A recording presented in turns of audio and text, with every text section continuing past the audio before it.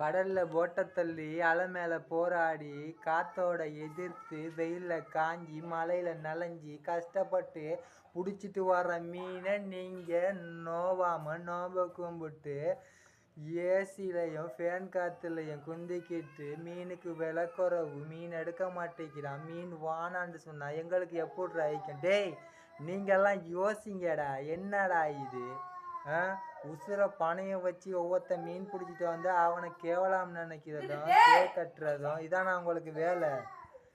இன்றைக்கு சொல்ற மவனை ஒவ்வொரு கடத்தொழிக்காரனும் உசுர துச்சமா நினைச்சித்தான் மீன் அவன் கொண்டுட்டு வாரான்.